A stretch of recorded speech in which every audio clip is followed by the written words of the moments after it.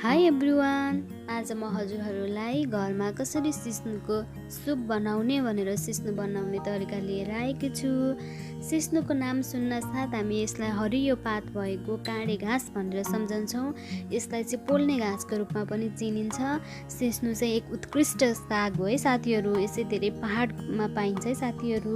अब मैले चाहिँ पहाडमा गएर सिस्नु लिएर आएर यहाँ नाङ्लोमा राखेर केलाउँदैछु।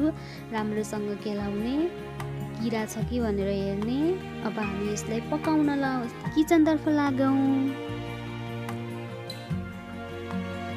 र मैले किचनमा चाहिँ एउटा कराईमा पानी बसालेँ। पानीमा मैले नुन र बेसार एड गरेँ साथीहरू। यसलाई चाहिने सामग्रीहरूमा हामीलाई मकैको पिठो चाहिन्छ र झान्नको लागि लसुनको पेस्ट, प्याज, टिमुर र मरिच चाहिन्छ। अब हामी पकाउन थालौँ। अघि उम्लेको पानीमा मैले सिस्नुलाई हाल्ने र राम्रोसँग चलाउने। यसको चाहिँ धेरै फाइदा छ है साथीहरू। यसले मेटाबोलिक इफिसियन्सीलाई वृद्धि गर्छ, ब्लड सर्कुलेसनमा हेल्प गर्छ, हिमोग्लोबिनलाई बढाउँछ, इम्युनिटी पावर पनि बढाउँछ। यसमा चाहिँ 1200 आयु भिटामिन ए पाइन्छ, भिटामिन सी पनि पाइन्छ, आइरन र फोलिक एसिड पनि पाइन्छ है साथीहरू।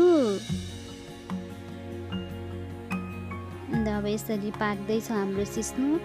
हामीले चाहिँ सिस्नुलाई छोपेर पकाउनु पर्छ है साथीहरू। अब मैले एउटा भाँडोले सिस्नुलाई छोप्छु।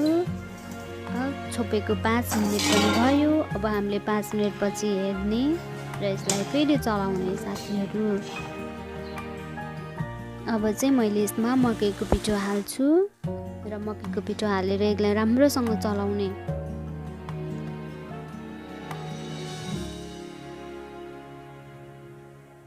र अब यसलाई चाहिँ मकैको डल्लो पर्छ, गिर्खा बस्छ भनेर राम्ररी चलाउने।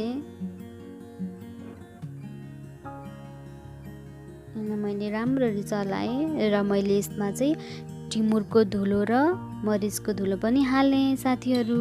मरिचको धुलो हालेर यसरी चलाउँदैछु र यसरी चलाउने। अब हाम्रो सिस्नु रेडी हुँदैछ है साथीहरू। हजुरहरू पनि घरमा यसरी नै बनाएर साथीभाइहरूसँग इन्जोय गर्नुहोस्। हाम्रो सिस्नु पाक्दैछ र अब हाम्रो सिस्नुलाई चाहिँ झान्न बाँकी छ है साथीहरू। अब चाहिँ मैले सिस्नुलाई झान्छु। लगभग हाम्रो सिस्नु चाहिँ रेडी भयो। अब मैले झान्छु। अब झान्नको लागि मैले एउटा कराई बसालेँ।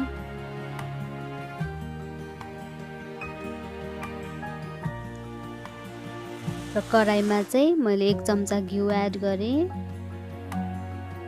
मैले घिउ हालेँ है साथीहरू। हजुरहरू घिउ, बटर, घिउ छैन भने तेलले पनि झान्न सक्नुहुन्छ। घिउलाई राम्रोसँग चलाउने साथीहरू। अब यसलाई चाहिने सामग्रीहरूमा के चाहिन्छ भन्दा सिस्नु चाहिन्छ, मकैको पिठो चाहिन्छ, झान्नको लागि लसुन अनि टिमुर चाहिन्छ साथीहरू। अब मैले यसलाई चाहिँ मेथी पड्काएँ। हजुरहरूसँग जिम्बु छ भने जिम्बुले जान्दा पनि झन् मिठो हुन्छ है साथीहरू। र अब हाम्रो मेथी पड्किँदैछ। अब म यसमा रातो खुर्सानी पखालेर रातो खुर्सानी पनि हाल्छु। अब मैले प्याज हालेँ। अब मैले लसुनको पेस्ट हाल्छु। अब राम्रोसँग चलाउने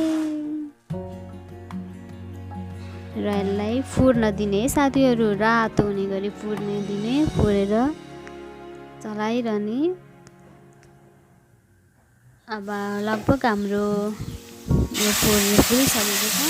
अब मैले यसमा अघि हाम्रो रेडी भएको सिस्नु हाल्छु। ल हेर्नुहोस् साथीहरू, कस्तो यम्मी देखिएको छ साथीहरू। यसरी हामीले चलाउने। साथीहरू, यो सिस्नुको सुप बनाउन धेरै गाह्रो छैन। यसलाई चाहिने सामग्रीहरू पनि मैले भनिसकेको छु।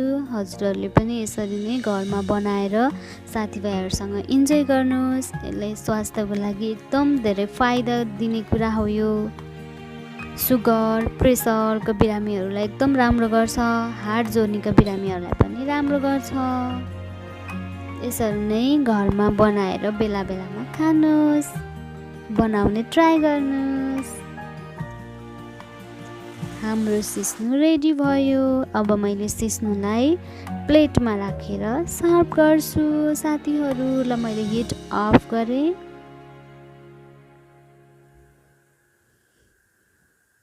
हामीले चाहिँ सिस्नुको सुप खान लागिरहेका छौँ।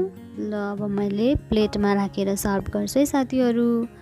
हाम्रो सिस्नु रेडी भयो। साथीहरू हजुरहरू पनि यसरी नै सिस्नुको सुप बनाएर घरमा ट्राई गर्नुहोस् र फ्यामिलीसँग इन्जोय गर्नुहोस्। र हजुरहरूले हाम्रो YouTube all in one learners YouTube च्यानललाई पनि सब्सक्राइब गरिदिनुहोस्। हाम्रो भिडियो कस्तो लाग्छ सल्लाह सुझाव दिनुहोस्। थ्याङ्क